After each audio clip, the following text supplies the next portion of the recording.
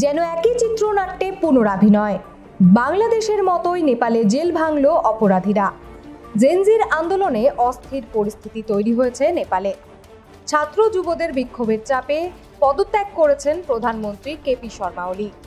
দেশ জুড়ে ছড়িয়েছে হিংসা, চলছে লুটপাট।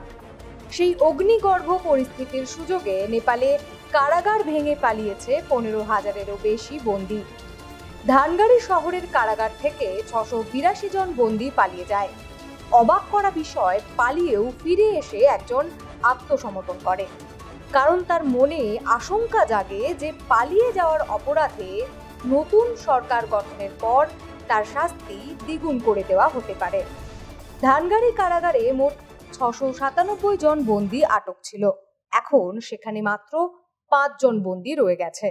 অন্যদিকে মঙ্গলবার থেকে শুরু হওয়া সংঘর্ষে এখনো পর্যন্ত 8 জন বন্দীর মৃত্যু হয়েছে। পিটিআইয়ের প্রকাশিত তথ্য অনুযায়ী দাঙ্গা, অগ্নিসংযোগ, ভাঙচুর করে একাধিক কারাগার থেকে হাজার হাজার বন্দী পালিয়েছে।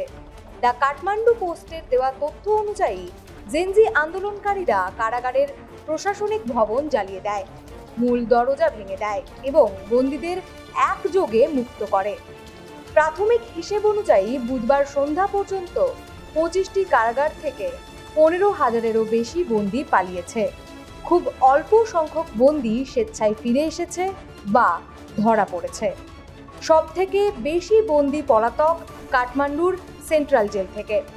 সুন্দরহারা কারাগার থেকে পালিয়েছে 3,300 জন বন্দী।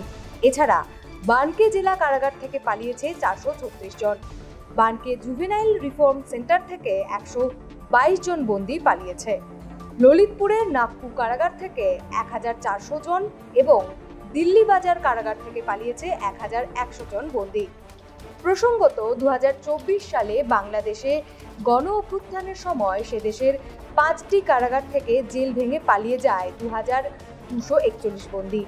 সেই বন্দীদের 721 জন এখনো পলাতক। তাদের মধ্যে 7 জন মৃত্যুদণ্ডপ্রাপ্ত এবং 9 জন উগ্রপন্থী। তাদের কাছে রয়ে গিয়েছে চাইনিজ রাইফেল ও শটগানের মতো প্রাণঘাতী আগ্নেয়াস্ত্র।